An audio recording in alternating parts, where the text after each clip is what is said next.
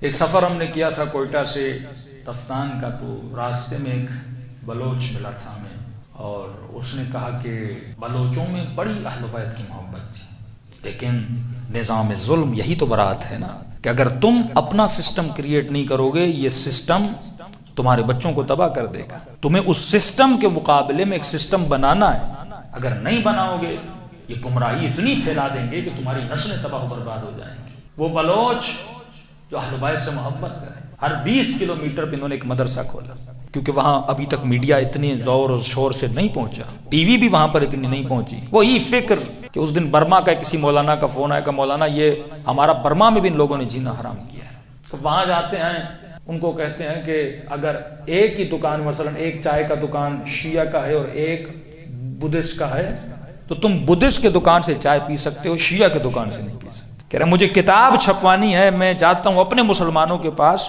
کہ بھائی کتاب چھاپنی، کہتے تم رافضی شیعہ ہو، ہم تمہاری کتاب نہیں چھاپیں گے۔ انہوں نے اپنا سسٹم منظم کیا ہے، جگہ جگہ اپنے سسٹم کو پھیلا رہے ہیں، یزید کی فکر کو پھیلا رہے ہیں۔ یہی پورے بلوچستان میں انہوں نے اتنی مسجدیں بنوائیں، ہر 20 کلومیٹر پہ 25 کلومیٹر پہ اس ریگستان میں انہوں نے مسجدیں بنوائیں، اور وہاں پر شیعہ دشمنی، اور یہ خود کہہ رہا ہے کہ اس نے سمجھا کہ میں بھی اسی کی فکر کا ہوں، تو کہنے لگا یہ جو کہاں جا رہے ہو؟ ہم نے کہا ایران جانے کے۔ ایران میں کام کرتے ہو؟ ہم نے کہا کام کرتے ہیں۔ کہا کہ یہ جو بس آئی تھی نا شیعوں کی، اس بس کو میرے گاؤں کے لوگوں نے بلاسٹ کیا تھا، جو 2 بسیں مومنین کی شہید کر دیا گیا۔ میں نے کہا کیوں انسان کو تم نے کیوں مارا؟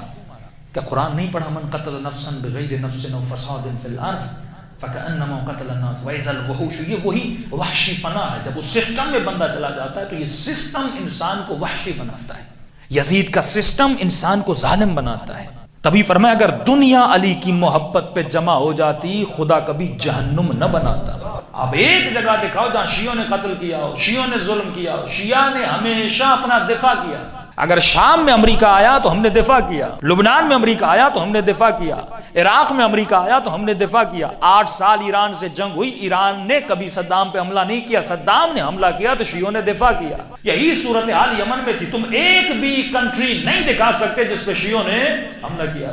فرمایا اسی طرح جب سسٹم حق میں رہتے ہو، تمہارا بس کام ہے حق میں رہنا، اور جب تم اپنے حق میں ثبات قدم رہو گے، خدا خود باطل کو ظاہر کرے گا۔ آپ حق پر رہے، آپ نے کچھ بھی ہو گیا، آپ نے اسرائیل کو تسلیم نہیں کی۔ وہ لبنان کا شیعہ ہو، وہ ایران کا شیعہ ہو، وہ پاکستان کا شیعہ ہو، ہم نے کبھی بھی کہا کچھ بھی ہو جائے ہم اسرائیل کو تسلیم نہیں کریں گے۔ اور آپ دیکھیں جو عرب ظاہراً اسرائیل کے مخالف تھے، جب آپ ڈٹ کے کھڑے ہو گئے وہ عرب ظاہر ہونا شروع ہو گئے۔ یہ سسٹم ہے برات ہے نا، جب آپ کمپلیٹ برات کرتے ہو نا اس کے نظام سے، جو جھوٹے اس کے بیچ میں چھپے ہوئے ہیں نا وہ ظاہر ہو جاتے ہیں۔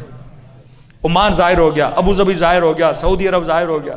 اب ان کے پاس کوئی لیڈر نہیں ہے، یہ ناز کریں تو کس پہ کریں؟ اب تو سعودی عرب بھی خراب ہو گیا، اب ترکی کے ترانے پڑے جا رہے ہیں، کیونکہ کوئی لیڈر ہے ہی نہیں نا، یہ کس کے پیچھے لگے؟ تو ابھی نیا سسٹم، نئی حکومت، نیا لیڈر لایا جا رہا ہے، اور تغل کے نام سے۔ ہاں بھائی، ڈرامے دکھا دکھا کے لوگوں کے برین کو واش کیا جا رہا ہے۔ یہ ڈرامے کا مین مقصد کیا ہے؟ کہ آپ کے دل میں حکومت عثمانیہ کی محبت بڑھے، آپ کے دل میں نظام ترکی کی محبت بڑھے۔ آپ چاہو گے نہیں چاہو گے، جب یہ ڈرامہ دیکھو گے آپ کے سب کانشیس میں عثمانیہ کی محبت چلی جائے گی، اور وہ عثمانیہ جس نے شیعوں پر ظلم کیا، جس نے فاطمی حکومتوں کو گرایا، جس نے مصر میں فاطمی حکومت کو گرایا، جس نے سینکڑوں کی تعداد میں شیعوں کے کتاب خانوں کو جلایا، اب آپ یہ ڈرامے دیکھیں گے آپ کے دل میں کیا ہو جائے گا؟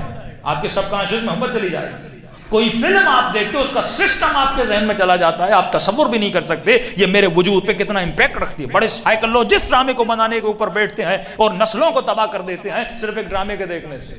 یہ امت اور یہ مسلم اور یہ شیعہ، اس نے کب جناب مختار کو پہچانا تھا؟ لیکن جب اس نے ڈرامہ دیکھا تو مختار کو پہچاننا شروع کیا نا۔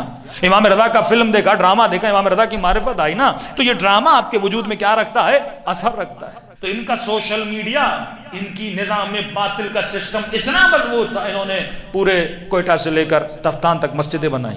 تو یہ کہتا ہے کہ ہم نے ان کو مارا۔ میں نے کہا کیوں مارا؟ بچے بھی تھے، جوان بھی تھے، کلمہ گو تھے، مسلمان تھے، کیوں مارا؟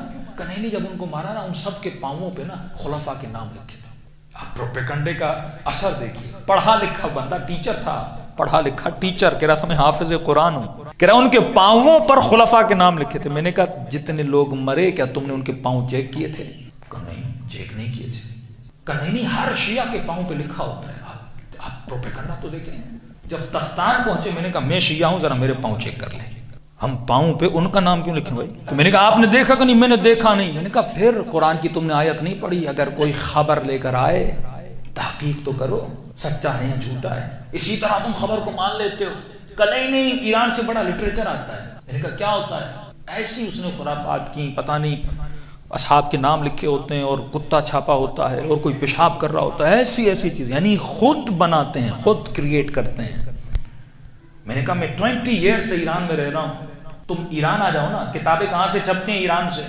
میں نے کہا ایران آ جاؤ, پوری مارکیٹیں گھومو, میں تجھے کردستان لے جاتا ہوں, بلوچستان لے جاتا ہوں, دیکھو شیعہ سنی کس طرح آپس میں رہ رہے ہیں. میں نے کہا جس مشہد میں ہم پڑھتے ہیں جتنا وظیفہ شیعہ مولوی کو ملتا ہے وہیں پر سنی مولوی وظیفہ لینے آتا ہے. جو ہیلتھ انشورنس شیعہ طلبہ کی ہوتی ہے وہی ہیلتھ انشورنس اہل سنت کے طلبہ کی. ایک ہی لائن میں ہم کھڑے ہوتے ہیں.